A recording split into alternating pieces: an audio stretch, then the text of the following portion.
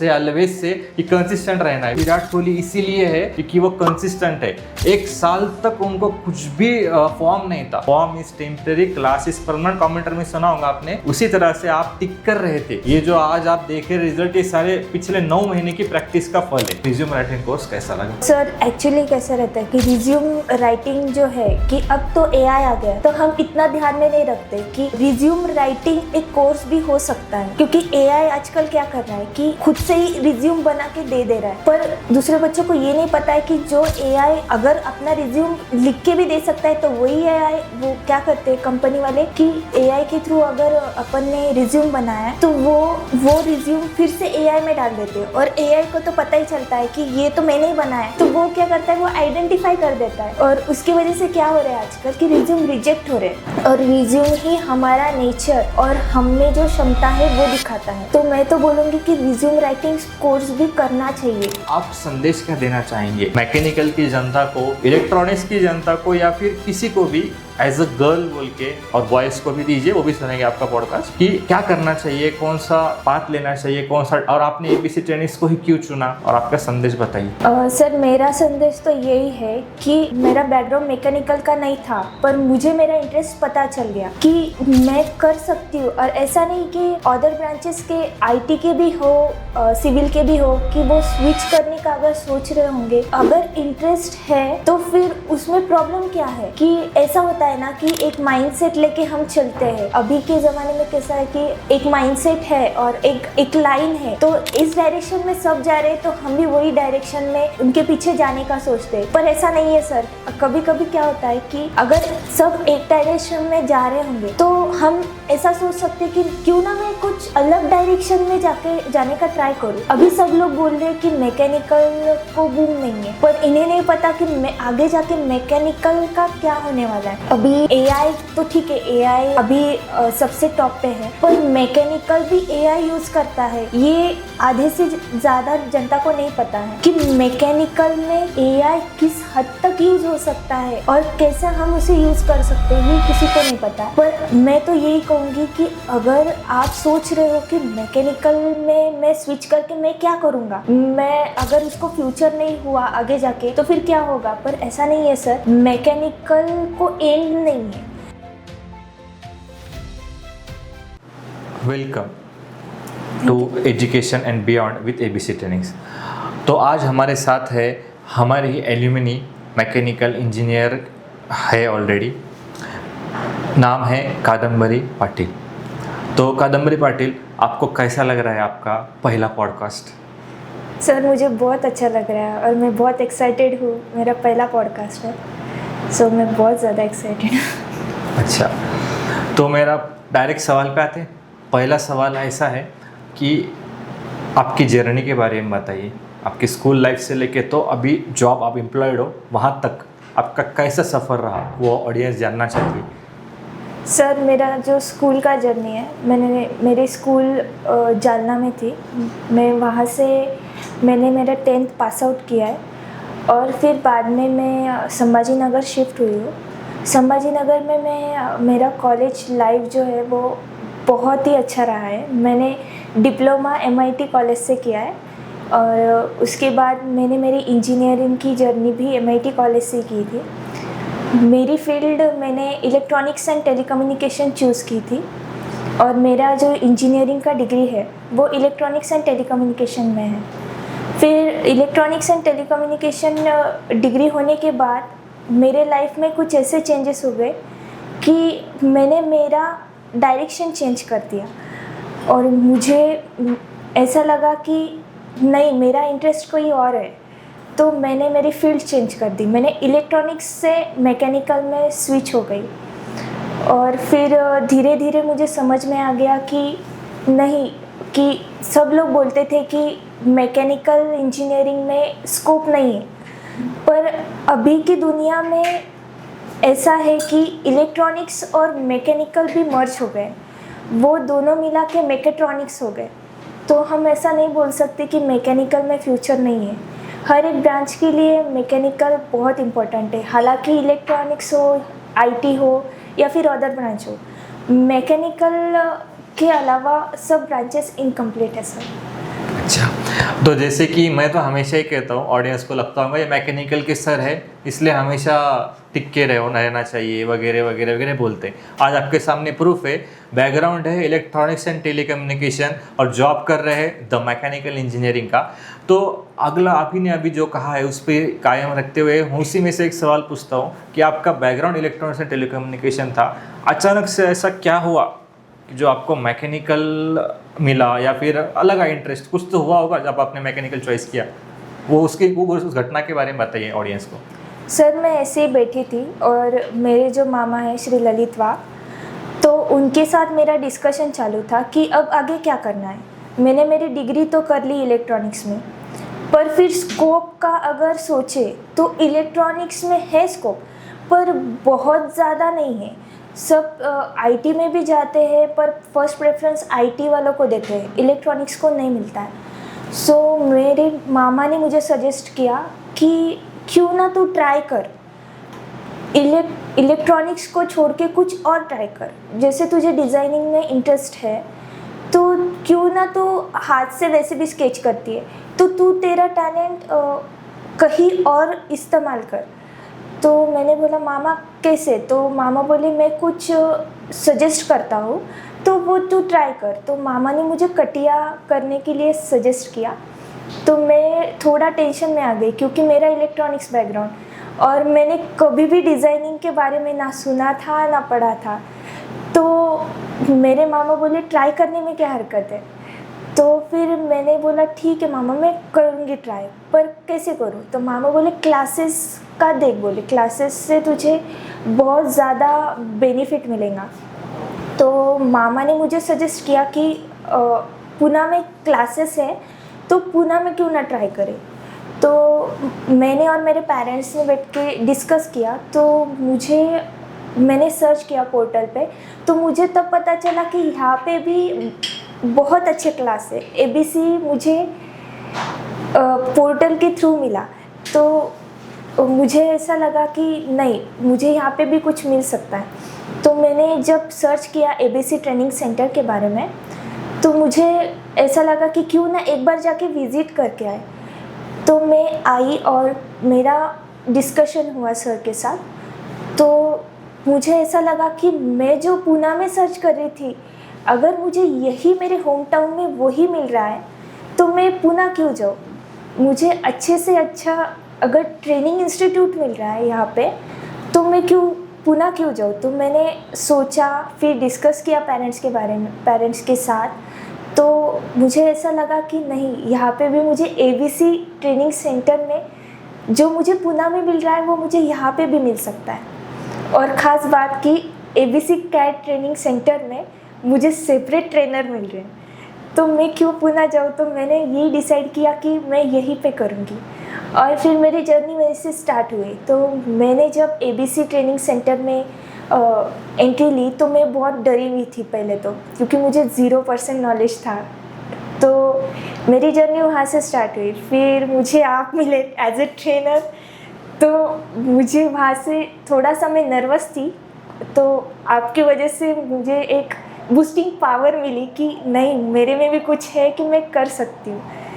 तो वहाँ से मैंने धीरे धीरे छोटी छोटी डिज़ाइंस ड्रॉ करना सीखी। मुझे कुछ भी नहीं आता था सर, आपने मुझे लाइन तक कैसे ड्रॉ करते हैं वो सिखाया, तो मुझे बहुत ज़्यादा अच्छा लगा। उसके बाद से मुझे और ज़्यादा इंटरेस्ट डेवलप होने लगा। और ख़ास बात, इमेजिनेशन पावर बढ़ी मेरी कि मैं खुद से इमेजिन करने लगी कि नहीं, कि ये है तो इसके आगे क्या हो सकता है, तो वो बात तो है। और उसके बाद फिर मुझे ऐसा लगा, उसके बाद मैंने और कुछ ट्राई करना है उसमें, तो मैं खुद से ही डेवलप्ड होने लगी। डेवलपिंग प्रोसेस मेरी चलती रही। उसके बाद मुझे एबीसी के पोर्टल के बारे में पता चला।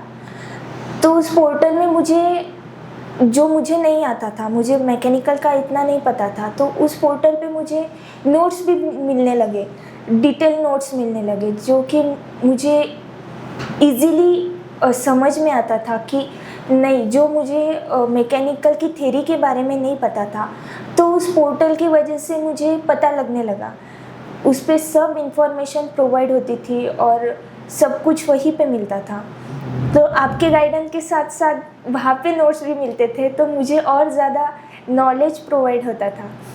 उसके बाद ऐसे ही धीरे धीरे करते करते थोड़ा सा मुझ में एक इंटरेस्ट और ज़्यादा बढ़ने लगा और फिर बाद में मैंने मेरी जो इमेजिनेशन पावर है उसको भी बहुत बूस्ट कर लिया। तो ऑडियंस को ये बताना चाहूँगा कि ये एक एग्जाम्पलरी एग्जाम्पल है द मैकेनिकल इंजीनियरिंग का।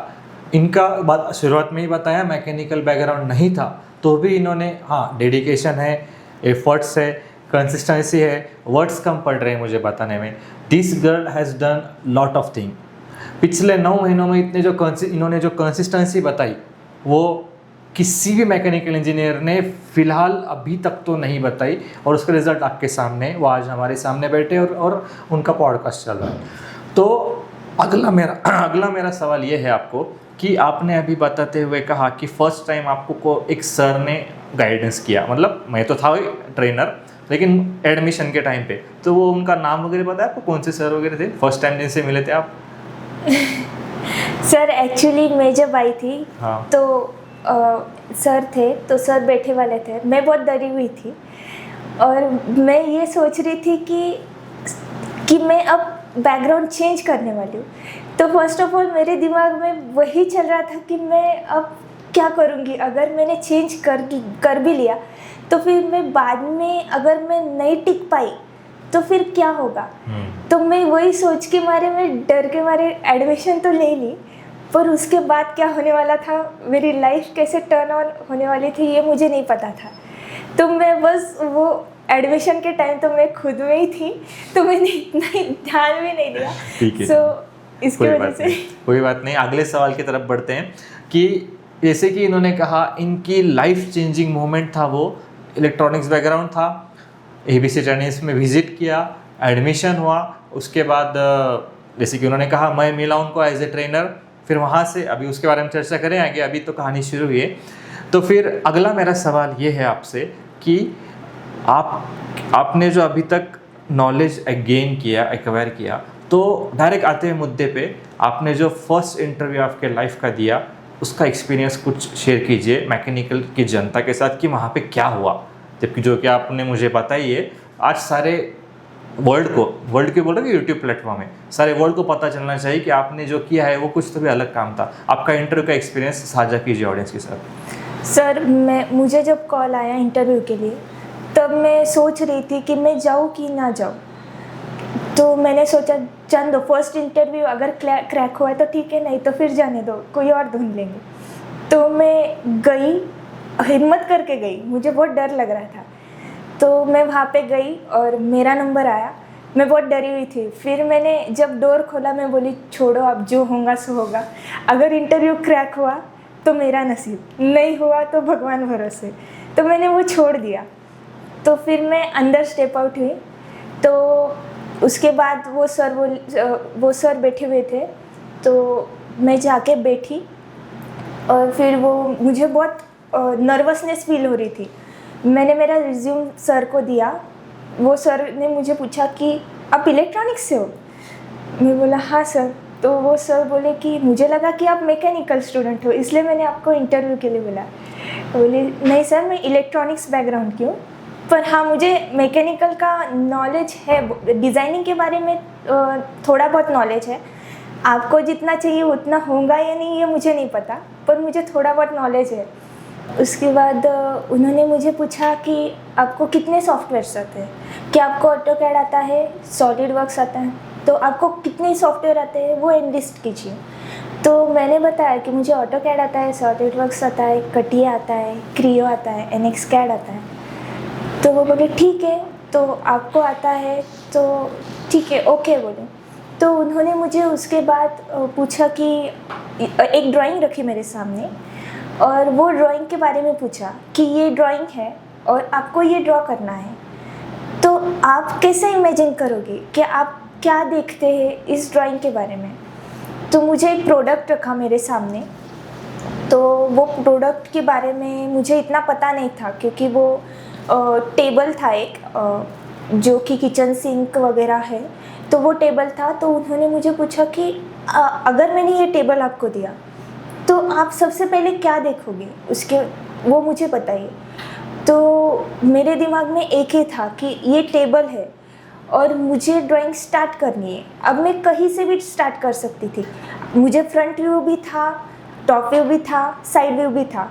तो उन्होंने मुझे पूछा कि ये ड्राइंग है तो आप इसे इमेजिन कीजिए और मुझे बताइए कि सबसे पहले आप कौन सा व्यू देखते हैं। तो मैंने बोला सर मुझे कंफर्टेबल, मुझे टॉप व्यू लग रहा है। तो उस सर ने पूछा क्यों? तो मैंने कहा सर अगर मुझे कंफर्टेबल है कि मैं ये टॉप व्यू सब कम से कम समय में बना सकती हूँ और जितना टाइम सब बनाने में लगता है अगर मैं उसका आधे टाइम में अगर ये ड्रॉ कर दूँ तो उतना ही मेरा टाइम भी बचेगा और ड्राइंग्स ऐड हो जाएंगे आगे।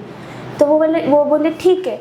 तो फिर उन्होंने बोला कि ठीक है, आप मुझे ये बोल रहे कि आप टॉप व्यू से तो निकालने वाले हो, तो फिर अगर मैंने आपसे कहा कि मुझे साइड व्यू से चाहिए तो फिर आप क्या करोगे? तो मैंने बोला सर मैं साइड व्यू से भी निकाल सकती हूँ, ऐसा कुछ नहीं है कि मुझे टॉप व्यू ही चाहिए। तो मैंने कहा कि मुझे साइड व्यू में मुझे डायमेंशन अगर परफेक्टली पता है तो मैं कहीं से भी स्टार्ट कर सकती हूँ, पर मुझे कंफर्टेबल मुझे टॉप व्यू लगता है तो मैं टॉप व्यू से ही स्टार्ट करूँगी। तो वो सर बोले ठीक है, अगर मैंने आपको ये डिज़ाइन दी तो आप कितने मिनट्स में दे सकते हैं? तो मैंने पूछा सर डिज़ाइन आपको किस में चाहिए, पार्ट डिज़ाइन में चाहिए, शीट मेटल में चाहिए या उसकी असेंबली बनाना है? तो वो बोले कि हमारे यहाँ तो पार्ट डिज़ाइन तो चलता ही नहीं है, सबसे पहले तो हमें शीट मेटल में ही काम करने पड़ते हैं। तो उन्होंने मुझे शीट मेटल की थिकनेस पूछी तो मैंने थिकनेस बता दी, तो 6 to 12 mm। तो वो बोले नहीं, हमारे यहाँ तो फिर 1 और 2 mm में ही काम चलता है। तो मैं डर गई, पर हमें तो पढ़ाते समय 6 mm के आगे बताया कि शीट मेटल 6 mm के आगे ही। तो मैं बोली नहीं सर, हमें तो 6 mm से आगे ही बोला है कि शीट मेटल 6 mm से आगे। हाँ आपको बताया होगा, पर हमारे यहाँ तो 0.5 to 1 mm में ही काम चलता है। मैं बोली ठीक है सर, कोई प्रॉब्लम नहीं। तो वो उन्होंने मुझे डायरेक्टली कंप्यूटर पीसी पे लेके गए और एक सॉफ्टवेयर ओपन किया। तो मैं बोली यस सर ये क्या है, क्योंकि मैं कुछ और पढ़ के गई थी और एग्ज़ाम का पेपर ही चेंज हो गया। तो वो ऑटोडेस्क इन्वेंटर, मैं बोली सर ये क्या है, मुझे ये नहीं पता है। तो थोड़ी देर में थोड़ा शांत हुई, माइंड को काम डाउन किया और फिर वहाँ पे जाके बैठ गई। तो सर बोले कि ठीक है ये माउस है, ये पीसी है और मुझे ये सिर्फ आपको टेबल नहीं, सिर्फ एक बॉक्स निकालना है और शीट मेटल में निकालना है। अब मुझे कुछ समझ में नहीं आ रहा था तो मैं बैठ गई। सबसे पहले तो मैंने उसके जो व्यूज़ है, मतलब जो प्लेन्स है वो देखे। तो मैंने YZ प्लेन यूज़ किया। तो सर बोले कि नहीं हम YZ प्लेन में नहीं निकालते। तो मैंने सर से पूछा कि सर आप कौन से प्लेन में निकालते हो? तो सर मेरी तरफ देख के हंसने लगे, हम सिर्फ XY प्लेन में ही काम करते हैं। तो मैं थोड़ा नर्वस फील हो गई कि अरे मेरे से गलती हो गई, अब क्या होगा। तो मैंने फिर प्लेन चेंज किया और XY प्लेन में शिफ्ट हो गई। तो मैंने एक रेक्टेंगल निकाला और फिर रेक्टेंगल निकाल के डायमेंशन दिए। तो सर बोले स्केच फिक्स करो। अब मुझे स्केच फिक्स कैसे करते हैं वो सॉफ्टवेयर में, ये मुझे नहीं पता था। तो सर बोले स्केच फिक्स करना एक बहुत इम्पोर्टेंट बात होती है ये सॉफ्टवेयर में, अगर आप स्केच फिक्स नहीं करोगे तो स्केच कहीं पे भी भाग जाएगा फिर आपको ढूंढते रहना पड़ेगा स्केच को। तो उन्होंने मुझे बताया कि स्केच फिक्स करना एक बहुत इम्पोर्टेंट पार्ट है ये सॉफ्टवेयर में। तो उन्होंने सिर्फ मुझे एक सिंबल बताया कि ये स्केच फिक्स, यहाँ से स्केच फिक्स होता है, वो तो मुझे समझ में आ गया, पर स्केच फिक्स कहाँ करना है ये उन्होंने नहीं बताया। तो मैंने थोड़ा सा मेरा दिमाग चलाया, अगर ये स्केच ये प्लेन पे है तो फिर प्लेन के बीचों बीच में स्केच फिक्स करना होगा। तो मैंने XY प्लेन को सिलेक्ट किया और वो प्लेन के बीचों बीच एक हॉरिजॉन्टल XY प्लेन था तो वह स्केच फिक्स किया और YZ एक प्लेन था, वह एक स्केच फिक्स किया। तो सर बोले आप सच्ची बताओ ये सॉफ्टवेयर कहीं देख के आए हो ना? मैं बोली नहीं सर, मैं फर्स्ट टाइम हूँ और मुझे इस सॉफ्टवेयर के बारे में कुछ नहीं पता। तो फिर आपने स्केच फिक्स कैसे की ये बता। मैं बोली सर मुझे नहीं पता, पर हम सर बोले हाँ वैसे भी है ये हमारा खुद का सॉफ्टवेयर है, आपको कैसे पता होगा। तो वो सर हंसने लग गए। तो मुझे थोड़ा सा रिलैक्स फील हुआ, नहीं कुछ तो अच्छा हो रहा है। तो फिर वो सर बोले ठीक है अब इसे डायमेंशन दो। अब वहाँ पे तो सब चेंज था, मुझे डायमेंशन ढूंढना कैसे है वो पहले देखना था। तो मैं सर की तरफ देखा और फिर पीसी की तरफ देखा, और ऑटोकैड में कैसा डायमेंशन डी टाइप की तो वो मिल जाता है। तो मैं बोली आप डायमेंशन ढूंढ से बैठने से अच्छा है कि वहाँ सर्चिंग बार था। तो मैंने थोड़ा सा लॉजिक यूज़ किया और मैंने वहाँ पे डी टाइप किया, तो मुझे डायमेंशन लाइन मिल गई। तो मैं बोली मैं बच गई, कम से कम सेकेंड टाइम तो भी मेरा हो जाएगा। तो मैंने वहाँ से डायमेंशन लाइन ली और डायमेंशन दिए। वो सर हंसने लग गए, बोले आपको सब आता है फिर भी आप नर्वस क्यों हो रहे हो? बोले आपको सच्ची बताओ कि आपने ये सॉफ्टवेयर कहीं तो भी देखा है? तो बोली नहीं सर मैंने आज तक कभी नहीं देखा ये सॉफ्टवेयर। तो वो सर बोले ठीक है, बोले कम से कम आपको उतना तो भी आता है, हमको इजी जाएगा ट्रेनिंग देने के लिए। मैंने थोड़ा सा रिलैक्स हुई वहाँ पे और एक गहरी सांस ली कि नहीं अब हो जाएगा। तो फिर बाद में बोले हम बाहर आके बैठ गए। तो सर बोले कि आप तो बहुत अच्छा दे सकते हो मुझे, तो फिर कब से ज्वाइन कर रहे हो? मैं शॉक हो गई कि फर्स्ट ही इंटरव्यू था और उन्होंने डायरेक्टली बोल दिया कि आप कब से ज्वाइन कर रहे हो। तो मैं बोली एक्सक्यूज़ मी सर। नहीं, बोले मैंने सही क्वेश्चन किया है कि आप कब से ज्वाइन कर रहे हो? मंडे, क्या आप मंडे से ज्वाइन कर सकते हो? मैं इतना खुश हो गई, मेरे लाइफ का फर्स्ट इंटरव्यू और मैंने क्रैक कर दिया। तो वो सर बोले ठीक है, बोले उन्होंने मेरा वेलकम किया। आपका वेलकम है बोले हमारे कंपनी में एज ए डिज़ाइन इंजीनियर, कि आप फर्स्ट डिज़ाइन इंजीनियर हो कि अदर बैकग्राउंड के होते हुए भी आपने इंटरव्यू को क्रैक कर दिया और मुझे इम्प्रेस कर दिया, तो आप मंडे से ज्वाइन कर दो। मैंने ऑफ़र लेटर का भी ये इंतज़ार नहीं किया और मंडे से काम चालू कर दिया। सर बोले कि आपको ऑफ़र लेटर बाद में मिल जाएगा, आप काम तो शुरू कर दो। तो मैंने काम शुरू कर दिया और मुझे अभी 2-3 दिन पहले ही ऑफ़र लेटर हाथ में मिल गया। तो ऐसे कॉन्ग्रेचुलेशन फर्स्ट ऑफ ऑल आपको। Thank you sir. बहुत ही इंस्पायरिंग और अच्छी कहानी नहीं थी ये, रियल लाइफ स्टोरी है। इंटरव्यू का एक्सपीरियंस है, सुन लो। मैकेनिकल इंजीनियर्स ध्यान से सुनो, बैकग्राउंड इलेक्ट्रॉनिक्स इंजीनियरिंग, और क्वेश्चन पूछा मैकेनिकल का तो भी एक भूल गए आप बताना, मैं याद दिला तो आपको। शीट मेटल का एक खतरनाक क्वेश्चन इनको पूछा गया था, उसके बारे में याद है कुछ? क्या बता दूं मैं मैं बताता हूँ आपको। इंटरव्यू में इनको एक शीट मेटल, जो कि मैंने जू की लॉन्चिंग में भी कहा था, पसीने छूटते हैं शीट मेटल ड्रॉ करते हुए। पढ़ाने को 7 दिन लगते हैं, 2 दिन स्टूडेंट को सीखने को लगते हैं, 10वें दिन शीट मेटल का ड्रॉ होता है। उनको क्वेश्चन पूछा गया था क्योंकि इंटरव्यू में हो जाता है कैंडिडेट नर्वस, जो क्वेश्चन है वो आते नहीं याद। उन्होंने मुझे आते हुए एक्सपीरियंस शेयर किया था, वो मैं साझा करना चाहूँगा यूट्यूब की जनता के साथ और सारे इंडिया के साथ, कि क्वेश्चन ऐसा था। उन्होंने कहा उनको 8 सॉफ्टवेयर आते हैं, मैं लिस्टिंग करवाना चाहूँगा। कैड सेक्टर का ऑटोकैड मैकेनिकल, कैड सेक्टर का AutoCAD mechanical, Creo parametric, SolidWorks, उसके बाद एक NXCAD, CATIA, computer aided 3 dimensional interactive application. दावा ठोक के कह सकता हूँ, फुल फॉर्म आधी जनता को नहीं पता है। आगे कैम का एनएक्सकैम और एनसिस वर्कबेंच, और मैकेनिकल की लैंग्वेज कहा जाने वाला GD&T, geometric dimensioning and tolerancing. ये सभी सॉफ्टवेयर की अच्छी तरीके से पूरी तैयारी करके वो गए थे युद्ध मैदान में। हमेशा कहता हूँ ना मैं स्टूडेंट्स को, जो सुन रहे मेरे स्टूडेंट्स हैं, हमेशा बोलते भी होंगे सर हमेशा ये क्या प्रवचन लगाते रहते हैं इंटरव्यू का। जो अभी सेलेक्टेड हो रहे हैं उनसे पूछना, वो मेरे SSO का, वो मेरे नोटबुक का, सारे रास्ते तो यहाँ खोलूँगा नहीं मैं, वो जो ABC ट्रेनिंग में आई आप विजिट कीजिए। हाँ, और एक खास बात बताना चाहूँगा, जैसे कि इन्होंने कहा अभी, क्या कहा कि पुणे में जब ये ढूंढने जा रहे थे, इनकी फैमिली में से ढूंढ रहे थे इनके मामा जी वगैरह, तो उन्हें सबसे पहले पूना नज़र आया।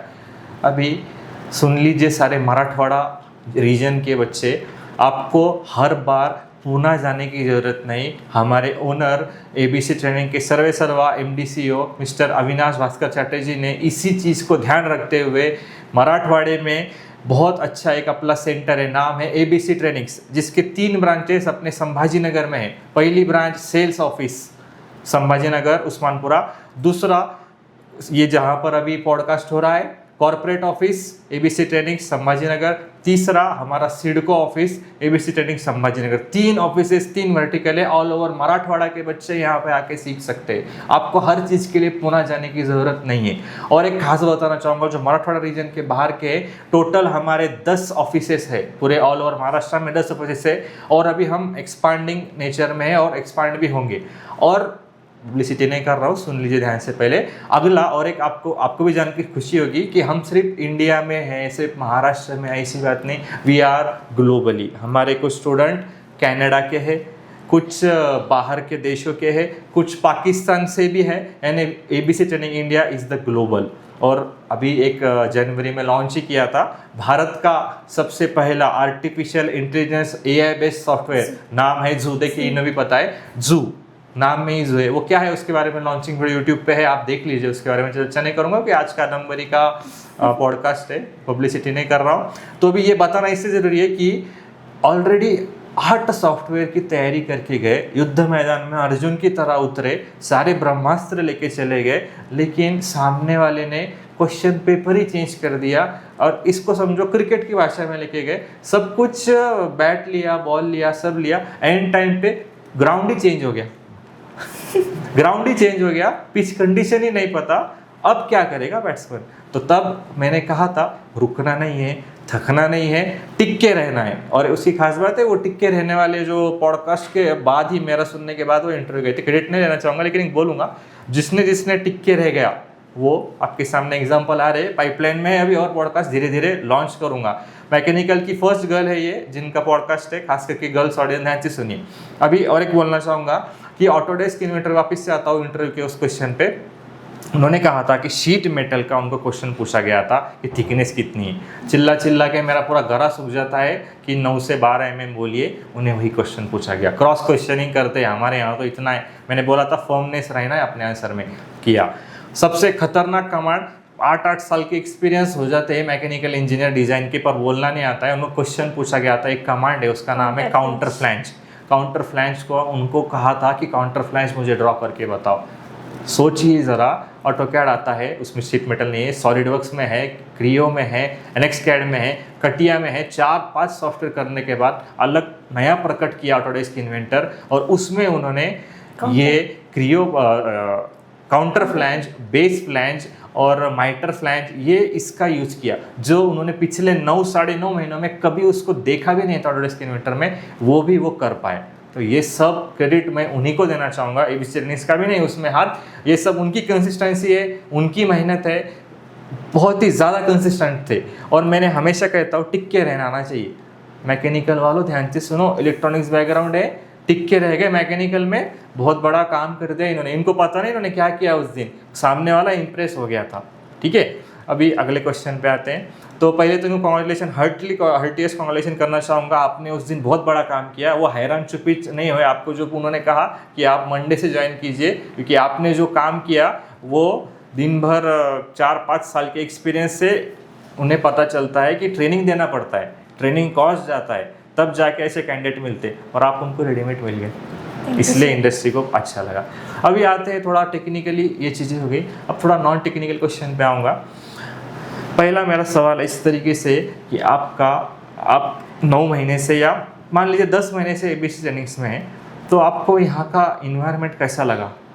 सेल्स ऑफिस में ही आपने सारा कुछ सीखा, आपको इन्वायरमेंट कैसा लगा ABC ट्रेनिंग्स इंडिया का?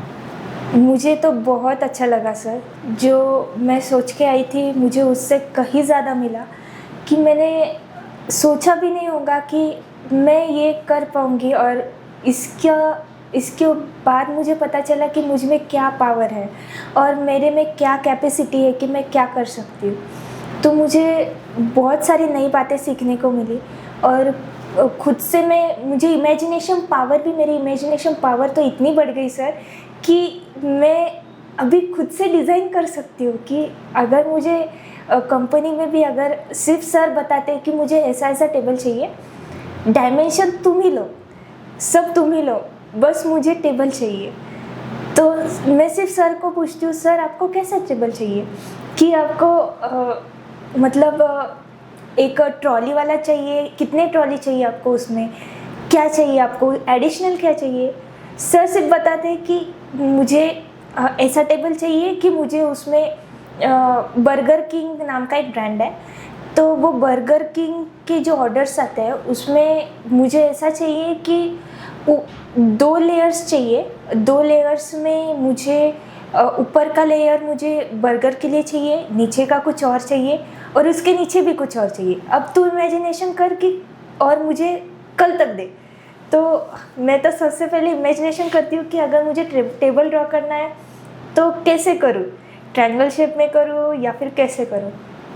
तो मेरी वो इमेजिनेशन पावर इतनी बढ़ गई कि मैं एक दिन में 3 से 4 घंटे में मैं उसका सब कुछ रेडी करके सर को दिखा सकती। सिर्फ असेंबली साइड में रखती हूँ और वो सब रेडी करके ड्राफ्टिंग के इसमें मैं सर को शीट निकाल के, सर इतने इम्प्रेस हो जाते कि ये तूने इतने कम दिनों में कैसे कर लिया, कि तू इमेजिनेशन भी करने लग गई, जो कि महीनों लगते हैं कि सीखने के लिए कि कैसा होगा। कि शीट मेटल में तो काम ठीक है, तुझे शीट मेटल आता था, पर इमेजिनेशन कैसे कर लिया कि ये ट्रॉली में अगर मैंने कहा कि मुझे कुछ एडिशनल चाहिए तो ये तूने कैसे सीखा। तो मैंने कहा कि मुझे ट्रेनिंग ही ऐसी मिली है सर से कि सर सिर्फ हमें बताते, अगर हमें कुछ ड्राइंग में प्रॉब्लम आते थे तो आप ही बताते थे कि पहले आप ट्राई करो, अगर कुछ उसमें इश्यू आया तो मैं आपको बाद में बताऊंगा। तो इस वजह से मुझे वो हैबिट लग गई कि सबसे पहले मैं ट्राई करूंगी और आगे जाके अगर कुछ प्रॉब्लम हुआ तो मैं फिर बाद में जाके पूछ के आऊँगी। तो वो मुझे बहुत अच्छा लगा कि मुझ में वो एक इमेजिनेशन, उस वजह से इमेजिनेशन पावर तैयार हुई और मैं खुद से अब हिम्मत कर पा रही हूँ कि इतने बड़े बड़े प्रोजेक्ट्स में मुझे काम मिल रहा है। तो उनको कहे ना, आपके जो बॉस है सर है, कि आपको नहीं पता, सर को पता है कि आपने क्या क्या ड्रॉ किया है। मुझे पता है, जग, ग्लास, माइक, बॉल, इतने सारे चीज़ें ड्रॉ की है। और उनकी अभी हॉबी के बारे में आएंगे, इतने सारे ड्राइंग ड्रॉ किए कि हमारे पास जितने मैकेनिकल के सेल्स ऑफिस में पीसी है, हर जगह आपको सिर्फ एक ही नाम दिखेगा, Kadambari Patil. This is the power of practice. I must say always say कि कंसिस्टेंट रहना है। विराट कोहली इसीलिए है कि वो कंसिस्टेंट है। 1 साल तक उनको कुछ भी फॉर्म नहीं था। Form is temporary, class is permanent, commenter में सुना होगा आपने। उसी तरह से आप टिक कर रहे थे। ये जो आज आप देखे रिजल्ट, ये सारे पिछले 9 महीने की प्रैक्टिस का फल है। आपके सर को, आपके बॉस को नहीं पता, उनको बोलना मेरे सर को पता है बाबा कि क्या इनके खतरनाक डाउट्स रहते थे और वो कैसे कैटर किए, मेरा मुझे पता है वो। लेकिन अच्छा, एकदम मेरे फेवरेट और ग्रेट स्टूडेंट में से एक कादम्बरी पाटिल। अगला सवाल आपको मेरे तरफ से ये है कि आपने थोड़ी देर पहले कहा कि फर्स्ट टाइम आपको जब एबीसी ट्रेनिंग्स में गाइडेंस मिला, तो कौन से सर थे जो जिनका आप नाम लेना चाहेंगे, जिनसे आपकी पहली बार मुलाकात हुई थी एबीसी ट्रेनिंग्स में? मैं तो आपको बाद में मिला ना ट्रेनिंग इसमें, पहले तो सेल्स वालों से मैं आऊँगा मुलाकात। सर एक्चुअली जब मैंने एबीसी ट्रेनिंग में फर्स्ट डे जब मैं एंटर हुई, तो जब एंटर हुई तो मुझे पता नहीं था कि ट्रेनर कौन थे। तो मैं तो डर के मारे बाहर ही थोड़ी देर रुकी और मैं बोली ठीक है, अब आ ही गई हो तो अंदर जाने में क्या हरकत है। तो फिर अंदर गई और फिर मैम ने बोला कि एंट्री कीजिए और फिर अंदर जाके बैठिए। कौन से मैम थे? सर थे, सॉरी, विनोद सर थे। तो एंट्री की, क्या आप मेरी नई स्टूडेंट हो? जब मैंने बोला हाँ सर, तो पहले आप एंट्री कीजिए और अंदर आके बैठिए। तो मैं डर रही थी, तो मैंने एंट्री की और अंदर जाके बैठी। तो सर ने ऑटोकैड तो चालू कर दिया, पर मैं देखते ही रह गई कि ये क्या है, क्योंकि मैंने कभी नहीं देखा था। तो सर बोले ये ऑटोकैड है, तो आपको तो पता ही होगा ये ऑटोकैड है। तो मैं सर की तरफ देखी और मैंने कहा नहीं सर, मुझे नहीं पता। तो सर हंसने लग गए। तो क्या हुआ? बोले क्यों पता नहीं? एक्चुअली सर मैं इलेक्ट्रॉनिक्स बैकग्राउंड की हूँ। तो सर का मुंह ऐसा हो गया था कि आप इलेक्ट्रॉनिक्स की हो, मतलब सर को हंसी आ रही थी कि आप मैकेनिकल के सॉफ्टवेयर सीख रही हो, तो आपको क्या सोचा कि आप मैकेनिकल सॉफ्टवेयर सीखने आ गए? तो मैंने बोला सर अब चुन ही लिया है तो फिर कर लेते हैं, क्योंकि मैंने रीज़न नहीं बताया था सर को। तो सर आगे ठीक है मैं आपका सेशन लेता हूँ, 5 मिनट रुकिए। तो सर चले गए और विनोद सर थे। तो विनोद सर आके बैठे, ठीक है आपको क्या पता है ऑटोकैड के बारे में? मैं बोली मुझे कुछ भी नहीं पता ऑटोकैड के बारे में। तो बोले कम से कम इन्वेंटर? नहीं पता सर। ऑटोकैड क्या है? नहीं पता सर, कुछ भी नहीं पता मुझे। तो सर बोले ठीक है कोई टेंशन नहीं, मैं बताता हूँ। तो उन्होंने क्लोज़ किया सॉफ्टवेयर। तो उन्होंने बताया कि ये ऑटोकैड का सिंबल है, ये ऑटोकैड सॉफ्टवेयर है। तो फिर ये इस पे आप सबसे पहले प्रैक्टिस इस पे ही करने वाले हो। तो उन्होंने ओपन किया और सिर्फ मुझे एक लाइन ली और सबसे पहले तो मुझे लाइन ड्रॉ करना सीखा। तो फिर बाद में फिर मैंने इतना कुछ ये नहीं किया। तो फिर बाद में तो मेरे ट्रेनर ही चेंज हो गए। तो फिर मैंने फिर से, मैं तो भूल गई फिर ऑटोकैड के बारे में, क्योंकि प्रैक्टिस ही कम की थी ना। तो बाद में ट्रेनर चेंज होने के बाद आप आ गए। तो फिर से मुझे ऐसा लगा कि आप तो ऑटोकैड तो का कुछ होने नहीं वाला है, तो क्यों ना आगे के सॉफ्टवेयर सीखे। तो फिर आप आ गए और आपने फिर से ABCD से मेरा स्टार्ट किया, फिर से लाइन ड्रॉ करना सिखाया। थोड़ा सा रोकता हूँ आपको, क्वेश्चन थोड़ा चेंज करेंगे अभी क्वेश्चन थोड़ा अलग है, सुनिए अभी बीच में रोकता हूँ, क्षमा चाहता हूँ आपको रोका। क्वेश्चन इस तरीके से, आपको ABC ट्रेनिंग्स में मेरी टीचिंग कैसी लगी, साझा कीजिए एक्सपीरियंस। आपने मेरे से AutoCAD, SolidWorks, Creo parametric, NXCAD, CATIA, NXCAM, ANSYS workbench और GD&T इतने सारे सॉफ्टवेयर आपने सिर्फ सिंगल ट्रेनर, मेरा नाम तो सभी को पता होगा, नहीं पता यूट्यूब वालों को नहीं पता है, आप ही बता दीजिए मेरा नाम बता दीजिए। और मेरे से आप इतने सॉफ्टवेयर सीखे, तो आपको एक्सपीरियंस कैसा लगा टीचिंग का, वो अब बताइए आप।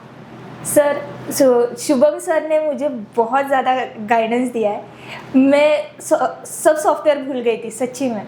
तो फिर सर आए, मुझे एज ए ट्रेनर मिले मुझे।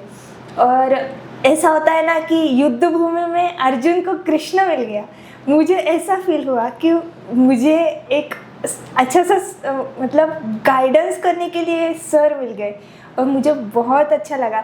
और फिर उन्होंने मुझे फिर से ABCD से स्टार्ट किया, जो कि मेरे सॉफ्टवेयर हो चुके थे और मैंने इतना ध्यान भी नहीं दिया था उस सॉफ्टवेयर पे। सर ने मुझे फिर से ऑटोकैड से लाइन ड्रॉ करना सिखाया, सबसे पहले डायमेंशन लेना सिखाया। और हर छोटी छोटी पार्ट पे मुझे क्वेश्चन करते थे ना, उसकी मुझे इतनी आदत लग गई थी कि मतलब एक्साइटेड रहती थी मैं कि अब कौन सा क्वेश्चन आएगा। कि सर कभी भी कोई भी गूगली डाल देते थे। अगर मेरा सॉफ्टवेयर कटिया चल रहा है तो मुझे सॉलिडवर्क्स का क्वेश्चन पूछते थे। तो हमारे तो जैसे इंडिकेटर ही लगते थे कि अब सर के साथ तो बैठे हैं, पर सर कौन सी गूगली कब डाल दे ये हमें पता नहीं रहता था। तो ये मुझ में, पर इसका मुझे बहुत फ़ायदा हुआ सर सच्ची में, कि मुझे इतनी आदत लग गई उसकी कि छोटी छोटी बात मुझे मतलब छोटी छोटी कमांड से भी मुझे आप कभी भी कुछ भी पूछते थे ना, तो उसकी मुझे इतनी आदत लग गई कि वो मेरे दिमाग में रहने लगे। कि हम ज़्यादा ध्यान में नहीं देते थे कि उसके अंदर ये कमांड कर रहे हैं, पर उसके अंदर क्या है हम इतना ध्यान में नहीं देते थे। पर आप जब क्वेश्चन करते थे तो हम मेमोराइज करते थे कि नहीं हमने ये यूज़ किया, उसके अंदर वो है। तो फिर वो उसका मुझे बहुत ज़्यादा फ़ायदा हुआ। और इतने सारे सॉफ्टवेयर हैं तो फिर कैसे ध्यान में रखें ये आपने हमें बहुत अच्छे से समझाया है। और बहुत ज़्यादा अच्छा लगा मुझे कि मुझे इतनी गारंटी नहीं थी सच्ची में सर कि मैं इतने सारे सॉफ्टवेयर मेरे माइंड में रख पाऊँगी या नहीं और मेमोराइज़ कर पाऊँगी या नहीं। पर आपके क्वेश्चन की वजह से मुझे इतना अच्छा लगा कि मतलब मैंने इतने सारे सॉफ्टवेयर मेरे दिमाग में बैठ पाए और मैं कभी भी कौन सा भी सॉफ्टवेयर आप यूज़ कर सकती हूँ। अगर आपने बोला कि नहीं ये ड्राइंग है मुझे सॉलिडवर्क्स में चाहिए, तो मैं इजीली आपके सामने बैठकर इजीली वो ड्राइंग यूज़ कर सकती हूँ, मतलब निकाल सकती हूँ कौन से भी सॉफ्टवेयर में। इतना आपने हमें ट्रेन किया है और अच्छे से ट्रेन किया है। It's credit goes to you sir. नहीं, ये सब इन्हीं की कंसिस्टेंसी और इन्हीं की मेहनत का फल आपको आज मिल रहा है। एक खास बात बताना चाहूँगा एबीसी की, जो इन्होंने कहा ही अभी, पोर्टल का यूज़ स्टूडेंट ने के तो मुँह से आप सुन ही रहे होंगे, अलग अलग स्टूडेंट अपने अपने हिसाब से पोर्टल का यूज़ बता रहे हैं। आज मैं आपको बताता हूँ एबीसी ट्रेनिंग्स इंडिया की खासियत है उसका पोर्टल। उसके पोर्टल में जब स्टूडेंट एडमिशन करता है तब उसे काम आता है पोर्टल। जब स्टूडेंट ट्रेनर को असाइन होता है, ट्रेनर के पास जा रहा है, सबसे ज़्यादा नज़दीक का कोई होगा स्टूडेंट और ट्रेनर के बीच का, तो पोर्टल में आपको, जैसे कि इन्होंने कहा कि इनको पीडीएफ्स, नोट्स, वीडियो लेक्चर्स भी धीरे धीरे आ रहे हैं। अभी बहुत सारे अपडेट में सबसे आगे कोई होगा, सोच के आगे और डिज़ाइन के भी आगे, तो एबीसी ट्रेनिंग्स इंडिया। तो पोर्टल का वो यूज़ होता है। फिर स्टूडेंट को आगे लगता क्या है, प्लेसमेंट, तो वो सारी चीज़ें भी पोर्टल में। अभी तो नया स्टूडेंट के रिव्यू भी पोर्टल पे ही दिख रहे हैं। और प्लेसमेंट के बाद अभी इनका ही फ़ोटो आएगा, वो इनका फ़ोटो भी दिखेगा आपको, वही प्लेस स्टूडेंट के पोर्टल पे। तो पोर्टल एक ऐसा डायनेमिक है जो मुझे नहीं लगता पूरे इंडिया में इतना अच्छा यूज़ है पोर्टल का। तो मैं बता रहा था आपको पोर्टल के बारे में। तो सभी जनता को यही कहना चाहूँगा कि आपको अगर मैकेनिकल आपके दिमाग में है खाली कि मुझे मैकेनिकल कोई कोर्स करना है, तो 3 वर्टिकल होते हैं। मैंने ऑलरेडी पिछला मेरा पॉडकास्ट आप रेफरेंस में देख सकते हैं। ओनली 25 मिनट्स में पूरा का पूरा मैकेनिकल इंजीनियर आपके सामने रख दिया हूँ मैं हिंदी में।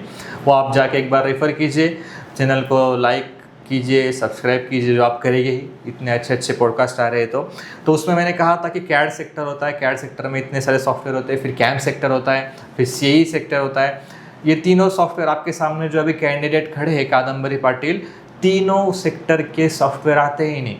और एक तो गूगली डाला था उनको इंटरव्यू में, ऑटोडेस्क इन्वेंटर, अब उन्हें वो भी आता है। मैं और I am proudly saying that कि माय स्टूडेंट जिन्हें 8 सॉफ्टवेयर आते थे, 9वां सॉफ्टवेयर मैंने पढ़ाया नहीं था ऑटोडेस्क इन्वेंटर, तो भी उन्हें आज जम रहा है। This is the power of consistency.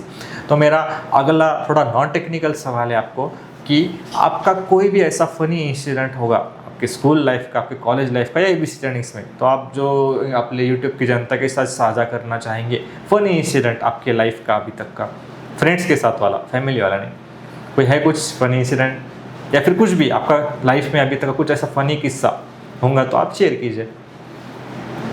Sir actually एक स्कूल में हुआ था, फ़नी नहीं बोलते हैंगा, पर मैं स्कूल में एक टॉम गर्ल थी एक्चुअली, क्योंकि मैं स्कूल कैप्टन थी और मैं कुछ ज़्यादा इतना क्लास वगैरह में बैठ ही नहीं सकती थी, क्योंकि सब स्कूल जो हेड थे स्कूल के, मेरे जो सर थे ब्रिजेश नायर सर, तो मैं उनकी लाडली थी, मतलब लाडला थी। वो मुझे एक लड़के की तरह ट्रीट करते थे।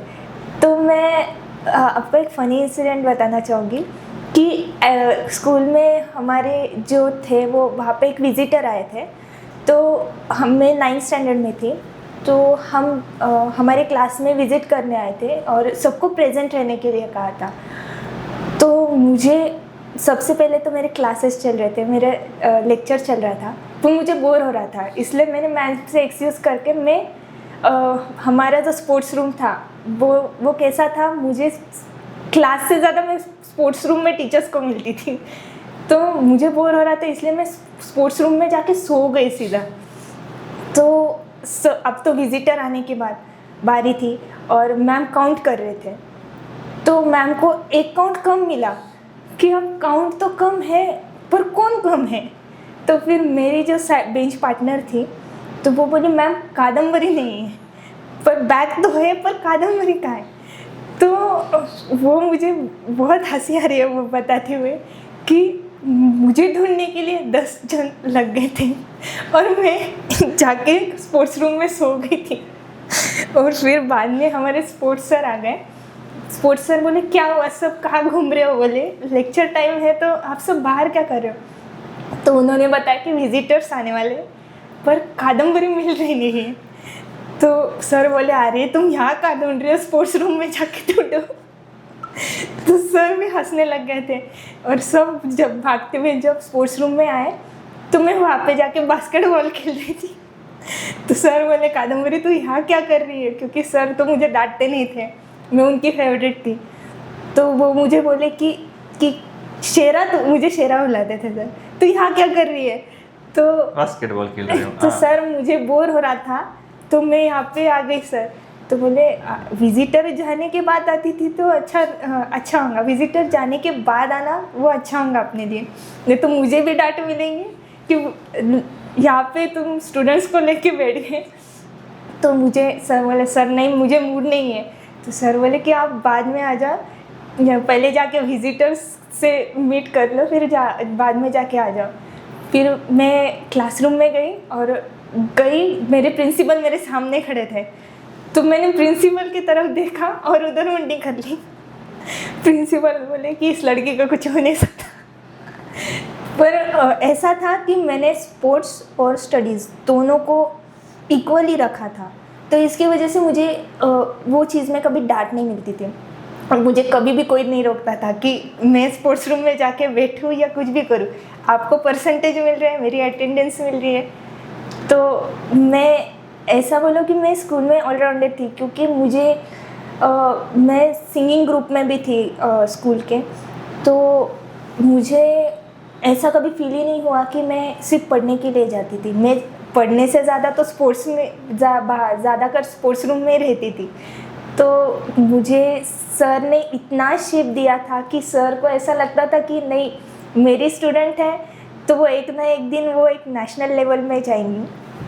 पर मैं नेशनल लेवल तक तो नहीं जा सकती, पर मैंने मिनी ओलंपिक खेला है, तो वो सर के गाइडेंस में ही खेला है मैंने। और सर को इतना प्राउड फील होता था कि एक लड़की होके भी सर जब मैं स्पोर्ट्स खेलती थी तो मैं खाना पीना सब भूल जाती थी, मुझे याद ही नहीं रहता था कि मुझे भूख लगी है या कुछ समझता ही नहीं था। मैं इतना उसमें इन्वॉल्व हो जाती थी और सर देख के बहुत हैरान हो जाते थे कि एक लड़की होके इतना स्पोर्ट्स के लिए इतना पागल क्रेज़। तो वो मुझे बात का थोड़ा सा अफसोस है अब, क्योंकि मैंने स्पोर्ट्स खेलना छोड़ दिया है, तो मुझे उस बात की थोड़ी सी नहीं टेंशन मत लो, अभी ख़त्म का है, अभी तो शुरू है ना खेल। God's plan is great plan. अभी तो आप डिज़ाइन में खेल रहे हो, समझेगा कि God's plan is great plan. लेकिन एक बात सवाल पूछना चाहूँगा आपकी फाइनेंशियल नेट में, सर को पता लगा कभी कि ये सो गए थे बोल के आप सोए थे? नहीं ना, सर को ही पता था ना। अच्छा, कभी सुन रहे होंगे सर तो देखिए आज आपका जो चेहरा है डिज़ाइन में धूम मचा रहा है, आर्ट सॉफ्टवेयर आ रहा है, ऑलरेडी मैकेनिकल वालों की नींद उड़ा दी इन्होंने। चलो आगे का सवाल मेरा ये है कि आपने रिज्यूम राइटिंग का कोर्स किया है कंप्लीट, वो भी एक कोर्स का नाम लेना चाहूँगा मैं। रिज्यूम राइटिंग एक कोर्स ऐसा कोर्स है जो कि एक वीडियो कोर्स है, जो हमारे खुद हमारे अविनाश भास्कर चाटे सर, हमारे MD CEO सर्वे सर्वा ऑफ ABC ट्रेनिंग्स, इनके वीडियो कोर्स है, जो कि खुद एक कॉर्पोरेट ट्रेनर है, द फ्यूचर के फाउंडर है, और उनको इतना सारा एक्सपीरियंस है इंटरव्यूज़ का, नॉलेज का, कंपनियों के साथ इतना उनका उठना बैठना है, उनको सब पता है HR का। तो उन्होंने उसका पूरा सार, जो कहते हैं गीता सार, उस तरीके से सार बना के कोर्स लॉन्च किया है हमने कुछ सालों पहले। उसका नाम है द रिज्यूम राइटिंग कोर्स, जो खुद सर का एक वीडियो कोर्स है, और तो वो भी इन्होंने किया है। तो चलिए सुनते हैं कादम्बरी से ही कि आपको वो अविनाश भास्कर चाटे सर का वो रिज्यूम राइटिंग कोर्स कैसा लगा। सर एक्चुअली कैसा रहता है कि रिज्यूम राइटिंग जो है कि अब तो AI आ गया, तो हम इतना ध्यान में नहीं रखते कि रिज्यूम राइटिंग एक कोर्स भी हो सकता है, क्योंकि AI आजकल क्या कर रहा है कि खुद से ही रिज्यूम बना के दे रहा है।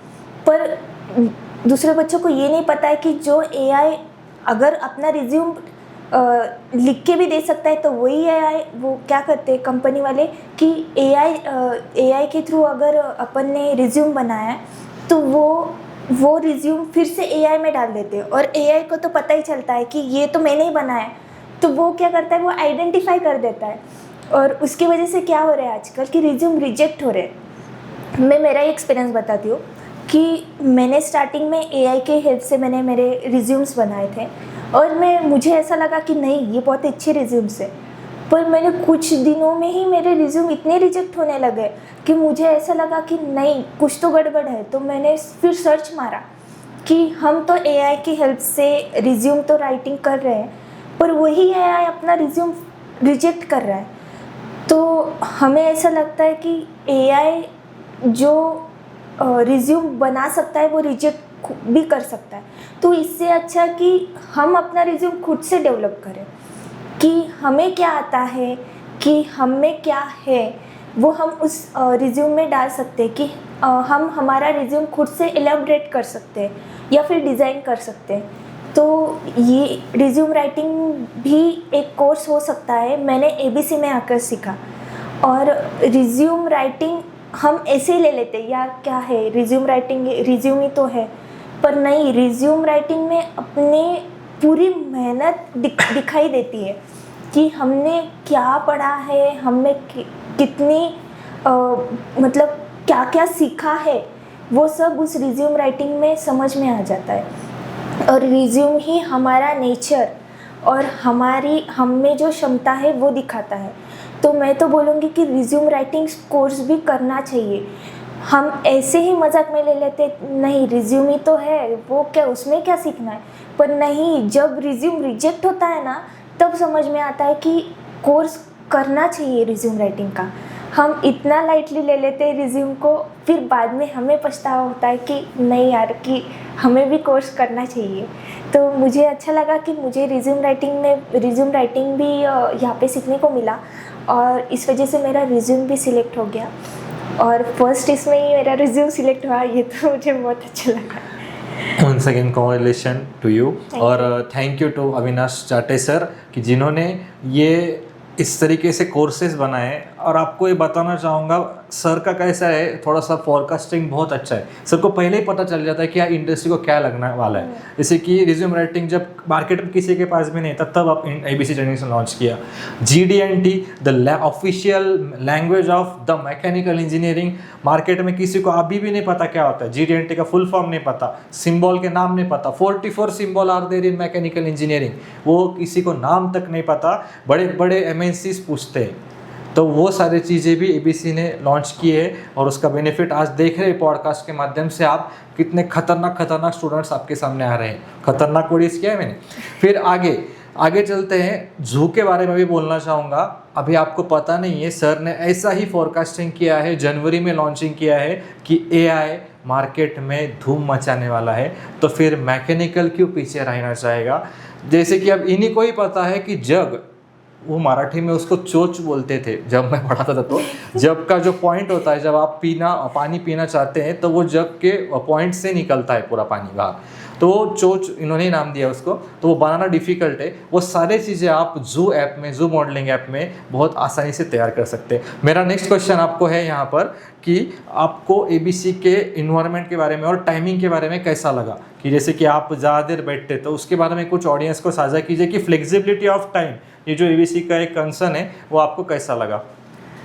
मुझे कैसा था कि मैं अदर बैकग्राउंड से थी, तो मुझे ऐसा था मेरे दिमाग में कि मुझे ज़्यादा से ज़्यादा टाइम स्पेंड करना, मतलब टाइम ड्राइंग के साथ स्पेंड करना है, कि मुझे जिससे ज़्यादा प्रैक्टिस हो।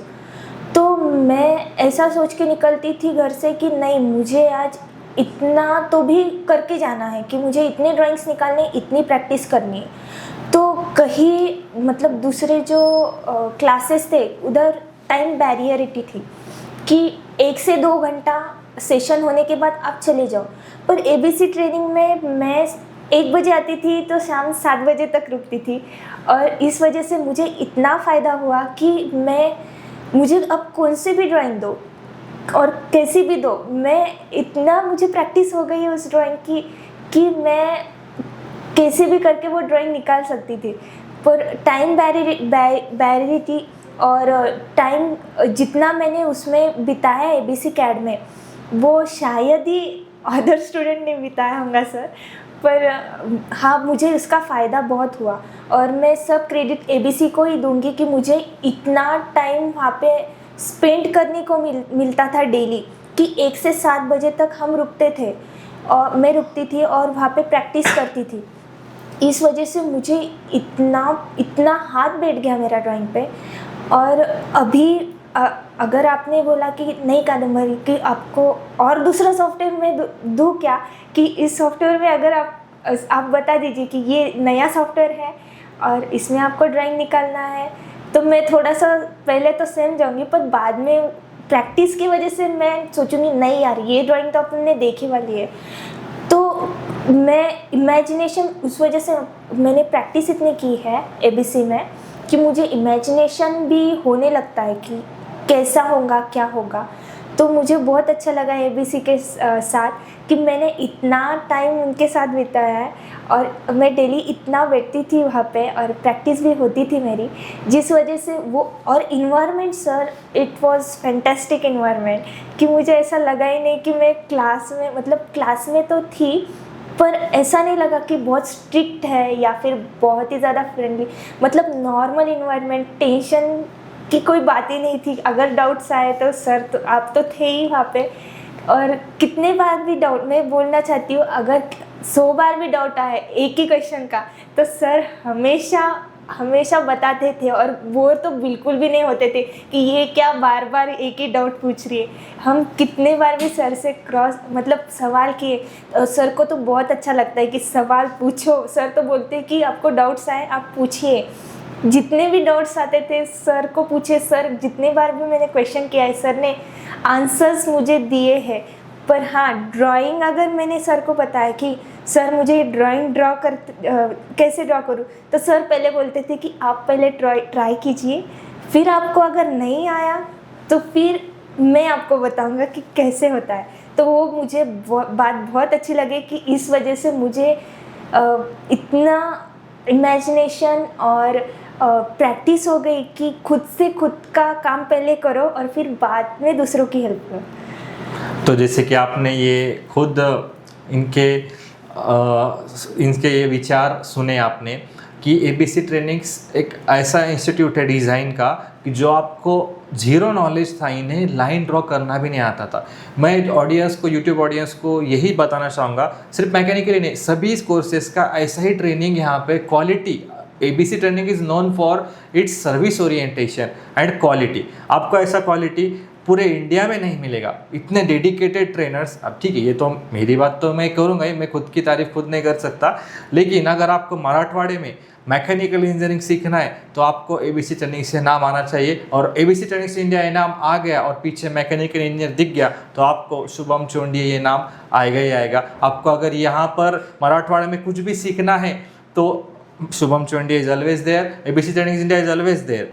और बाकी के ब्रांचेस वालों को भी कहूँगा, अगर आपको सिविल में BIM सीखना होगा, इलेक्ट्रिकल में इंडस्ट्रियल ऑटोमेशन सीखना होगा, मैकेनिकल में CAD CAM से ही प्रोडक्ट डिज़ाइन सीखना होगा, IT में आर्टिफिशियल इंटेलिजेंस। हाँ, पहली बात तो मैं ये क्लियर करना चाहूँगा, ऑडियंस को ऐसा लगता होगा कि ये मैकेनिकल के सर है, कुछ IT के बारे में हमेशा खतरनाक ही बोलते, तो मैं कुछ IT का विरोधी नहीं हूँ।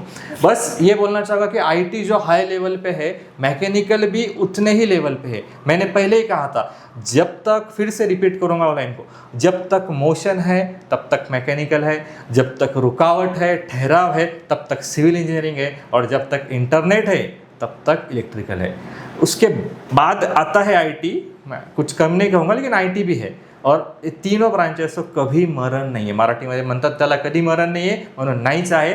तर कसं असतं, कैसा होता है, सप्लाई और डिमांड का रेशियो होता है, उसके हिसाब से ऊपर नीचे होता रहता है। लेकिन आप अगर पिच पर टिक गए तो आप कर गए। अगर आपने मैदान छोड़ दिया तो फिर तो आप IT में मास्टर क्यों ना हो, कितने अच्छे भी AI टूल्स आने दो, अगर आप टिक के रहना आपको नहीं आता है ना, तो आप कहीं पर भी सक्सेस नहीं पाएंगे। ठीक है, जैसे कि इन्होंने टिक के रहे, इनको प्रोडक्ट मिला, इसका फ़ायदा मिला।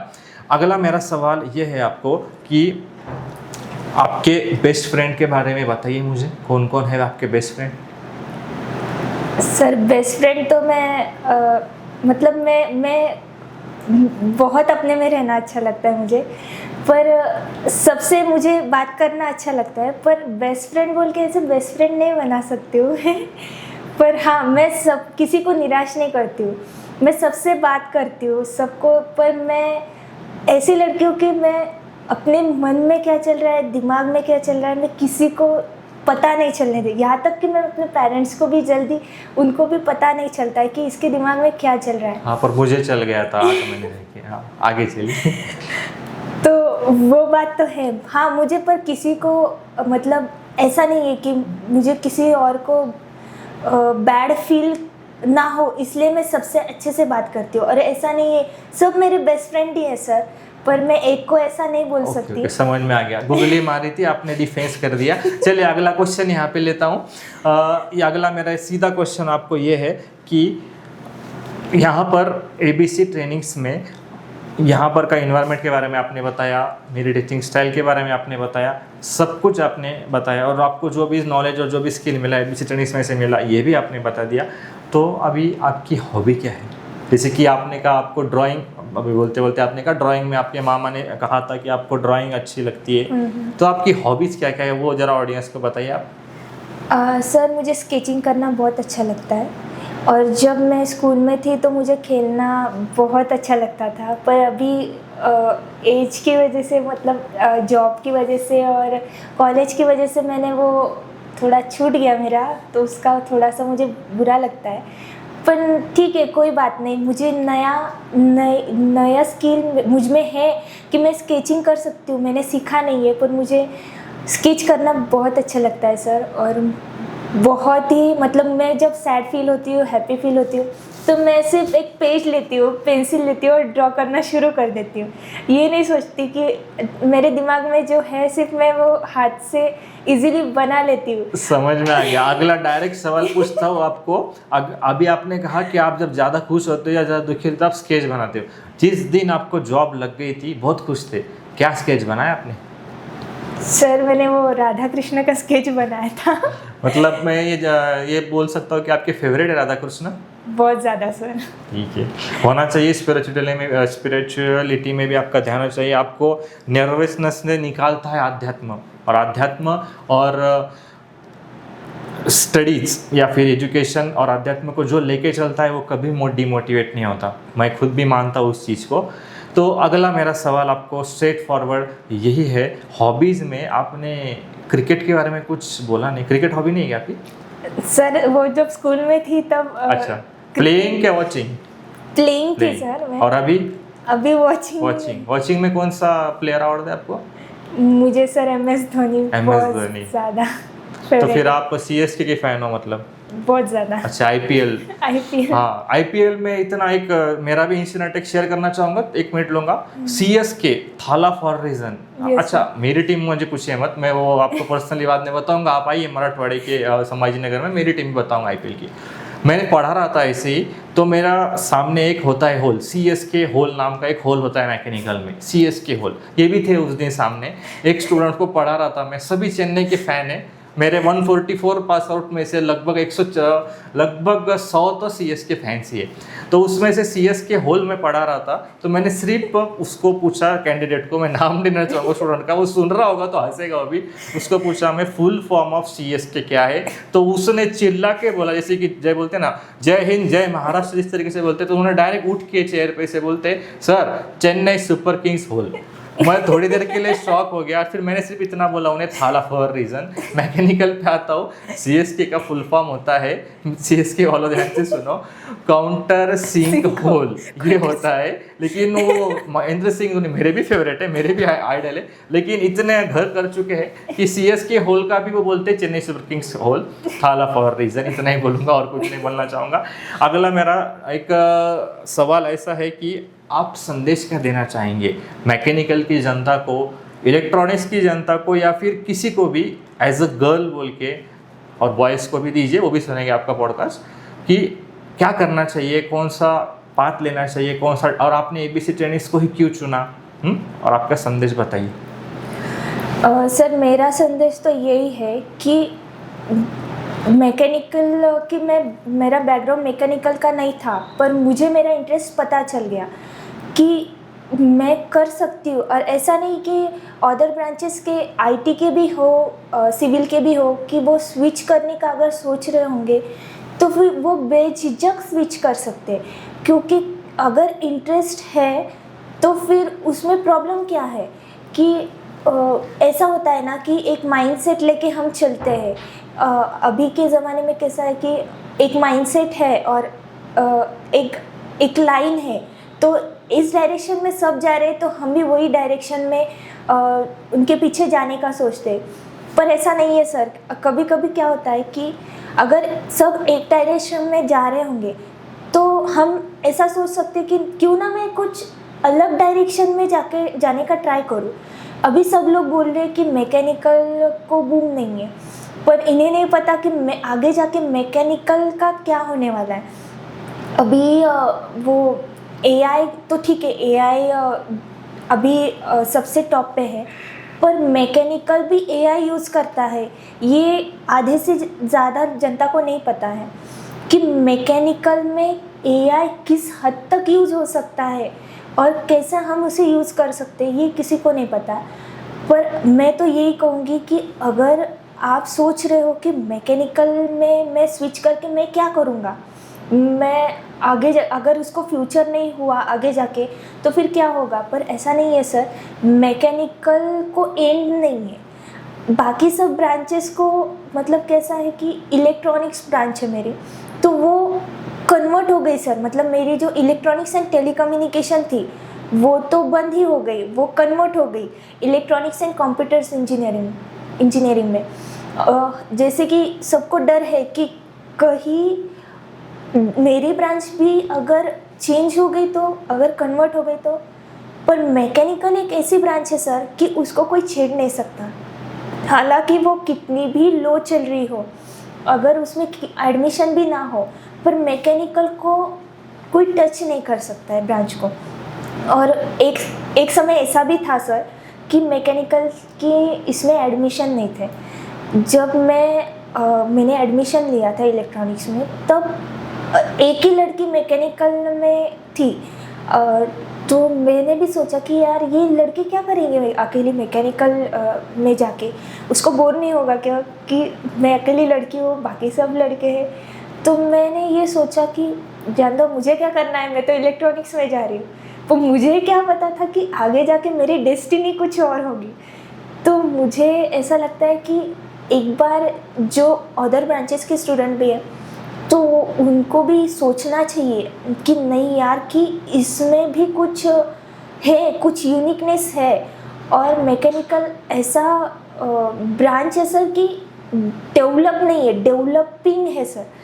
हम उसमें जितना रिसर्च करें उतना वो डेवलपिंग में रहता है सर, डेवलपिंग प्रोसेस रहती है। अदर ब्रांचेस का कैसा है सर कि वो ऑलरेडी डेवलप्ड है, ईडी लग गया है, पर मैकेनिकल में कभी ईडी लग ही नहीं सकता है सर। मैं तो बोलूँगी उसमें आईएनजी ही हमेशा लगेगा।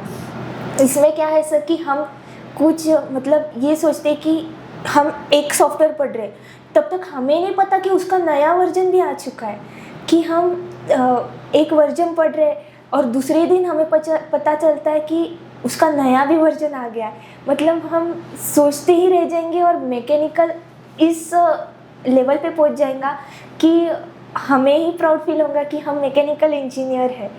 तो मुझे बहुत अच्छा लगता है कि मुझे रिग्रेट तो बिल्कुल भी नहीं हो रहा है सर कि मैंने इलेक्ट्रॉनिक्स छोड़ के मैकेनिकल चूज़ किया, क्योंकि मैंने रिस्क लिया। मैं बोलती हूँ मैंने रिस्क लिया है, पर मैं आज प्राउड फील कर रही हूँ कि मैंने रिस्क लेकर भी मैंने बहुत कुछ अचीव किया है इसमें। तो मुझे ऐसा लगता है कि एक बार तो भी अदर ब्रांचेस और मैकेनिकल के स्टूडेंट स्पेशली उनके लिए कि आप मैकेनिकल छोड़ के आईटी में जा रहे हो, पर आपको पता नहीं है कि आपने अपना कितना बड़ा लॉस कर दिया है। तो मैं बोलना चाहूँगी कि क्यों ना आप एक बार आपके ब्रांच में ऐसा कुछ करके दिखाओ कि दूसरे मोटिवेट हो जाए कि मैकेनिकल ब्रांच में शिफ्ट हो जाए। और मैं तो बोलूँगी एबीसी में आकर अगर इतने अच्छे मुझे मोटिवेशन मिला है, मुझे मेरे लाइफ को एक डायरेक्शन मिला, पाथ मिल गया है, तो मैं बोलूँगी कि एबीसी ट्रेनिंग में आके एक बार आप विज़िट कीजिए और आप अपना एक्सपीरियंस लीजिए कि कैसा है ये एबीसी ट्रेनिंग सेंटर, और फिर आपको पता चलेगा कि आपने आपके लाइफ में क्या अचीव कर दिया है। तो ये थे हमारे आज के पॉडकास्ट के कादम्बरी पाटिल के विचार जो आपने सुने। तो मैं ये कह रहा था आप इस सभी यूट्यूब ऑडियंस को कि अगर आपको कोई भी कोर्स मैकेनिकल के बारे में अगर जानना है, कुछ जानकारी चाहिए, तो हमारे 10 ऑफिसेस है अलग अलग जगह पे महाराष्ट्र में। विजिट कीजिए abctrainings.india और abctraining.in पे और जाके जानकारी लीजिए। अगर आपको ऑफलाइन सेंटर्स के बारे में जानना है तो हमारे वहाँ पे जाके विजिट कीजिए, बिजनेस मैनेजर आपको सारी चीज़ें बताएंगे। और फिर अगर मराठवाड़े की बात आई गई, अगर आपको यहाँ पर सीखना है मराठवाड़े में, तो फिर आपका डायरेक्ट कनेक्शन होगा मेरे साथ ही, मेरे जैसे और बहुत ही काबिल होनहार ट्रेनर्स है, सर मैडम्स जो भी है। ABC में जो भी आएगा वो यही बोल के जाएगा कि यहाँ का एक्सपीरियंस अच्छा ही है। तो थैंक यू कादम्बरी। लेकिन अभी ख़त्म नहीं हुआ है, रैपिड फायर लूँगा मैं अभी एक, और मैं इसी वीडियो के माध्यम से थैंक यू कहना चाहूँगा हमारे MD CEO सर्वे सर्वा ABC टेनिस के फ्यूचर के अविनाश भास्कर चाटे सर जी को, उसके बाद हमारे बिजनेस हेड प्रतीक्षा रश्मले मैम जी को, हमारे ऑडिटर आकाश मिरकले सर को, जिन्होंने इनकी ये सब हायर अथॉरिटीज़ की वजह से ही आपको हम जैसे ट्रेनर्स इतनी खतरनाक और एकदम अच्छे और प्रॉपर सुविधाएं एक समय के अंदर टाइम बाउंडिंग पीरियड में कंप्लीट करते हैं और सब कुछ देते हैं। आप जो आज सेलेक्ट हुए, आपके पीछे आपका एफर्ट्स है, आपकी फॅमिली का एफर्ट्स आहे, आपके योगदान आहे, और 0.1% मराठीमध्ये सांगतात ना, खारीचा वाटा हा ABC टेनिसचाही आहे, याच्यामध्ये या सगळ्यांचं सुद्धा योगदान आहे। और इन सभी का भी, हिंदी में बोलना चाहूँगा, इन सभी का भी बहुत बड़ा योगदान है ABC टेनिस को आगे बढ़ाने को। और ऐसे ही कामना करता हूँ कि आप आगे ही बढ़ते रहे। हमारे ABC टेनिस इंडिया की तरफ से आपको बेस्ट ऑफ लक। और एक रैपिड फायर लास्टली खेलूँगा जिसमें एक क्वेश्चंस पूछूंगा और आपको शॉर्ट में आंसर देना है। मेरा पहला सवाल, अगर आप इलेक्ट्रॉनिक्स इंजीनियर नहीं लेते तो आप कौन सी ब्रांच लेते? सर मैं IT लेती हूँ। IT लेते? देखिए गूगली डालिए, फिर IT लेके क्या करते? सर जो दूसरे कर रहे वही करती। अच्छा, इसे कहते हैं गूगली। ये इंटरव्यू में भी मुझे डर लग रहा था, मुझे ऐसा डर लग रहा है कि इंटरव्यू में इन्होंने इंटरव्यू देने के लिए नहीं गए थे, ये सामने वाले का इंटरव्यू लिया है उन्होंने। ठीक है, अच्छी बात है, आपको शुभकामनाएं। दूसरा क्वेश्चन आपको, आपका बेस्ट फ्रेंड का नाम? सर मैंने जैसे बोला कि एक बेस्ट फ्रेंड नहीं होता है, बहुत ज़्यादा, मतलब फ्रेंड तो सब होते हैं। नाम बोला मैं, नाम। सर फ्रेंड तो सभी है ना सर। ठीक है, चलिए अगला क्वेश्चन, फेवरेट फूड? सर मुझे स्वीट्स पसंद है। कौन सा स्वीट्स उसमें? ऐसा कुछ नहीं सर, स्पेसिफिक। हाँ मुझे अच्छा। मीठा ज़्यादा पसंद है। तो पास जॉब लगे बाद कौन सी मिठाई खिलाई थी पापा को? कुछ भी नहीं। कुछ भी नहीं खिलाया? अभी फर्स्ट सैलरी जब आएगी तब खिलाना उनको हमारे तरफ से भी। अगला सवाल, favourite player? MS Dhoni. Favourite sports? Basketball and cricket. ठीक है, ये जगह नहीं छोड़ते कुछ क्वेश्चन पूछने को। Favourite Bollywood actor? नो। नहीं, Bollywood actor. No. Hollywood actor? Bollywood actor मुझे पसंद थे सुशांत सिंह राजपूत, अच्छा। बिकॉज वो ऑलराउंडर थे सर। अच्छा। इसके वजह से तो फिर हॉलीवुड के होंगे कोई या कोई नहीं? एक्टर नहीं, एक्टर हाँ, एक्टर नहीं। ठीक है, एक्ट्रेस तो बिल्कुल भी पसंद नहीं है सर। सभी सुन रहे होंगे तो ये डिलीट करना पड़ेगा, ये एक्ट्रेस बिल्कुल पसंद नहीं। ठीक है, अगला, फेवरेट सिंगर? अरिजीत सिंह, आतिफ असलम। अच्छा, फीमेल में नहीं? श्रेया घोषाल। अच्छा, मुझे लगा वहाँ पर नहीं। हाँ, Shreya Ghoshal, Lata Mangeshkar ji, the great legend लता दीदी, उनके सभी फेवरेट है उनके। अगला सवाल, favourite software of mechanical engineering? Obviously SolidWorks. सबसे डिफिकल्ट सॉफ्टवेयर जो आपको लगा पढ़ते से?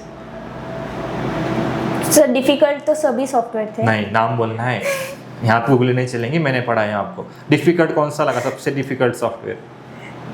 सर ऐसा बोले तो कटिया भी डिफिकल्ट है, NX CAD भी। ठीक है, दो। पर NX CAD से कटिया से इजी, NX CAD से इजी कटिया है, और कटिया से इजी सॉलिडवर्क्स है, तो मैं एक सॉफ्टवेयर डिफिकल्ट नहीं बता सकती। और last question, your thoughts about ABC trainings India? Sir ABC training centre एक ऐसा इंस्टीट्यूट है जो मुझे मेरे लाइफ को शेप दे के गया है।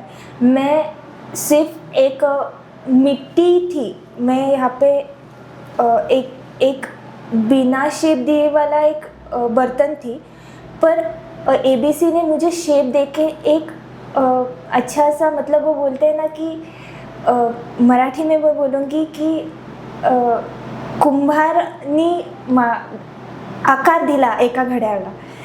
तो मैं वो हूँ जिसने ABC ने मुझे शेप दिया है। मैं तो सिर्फ एक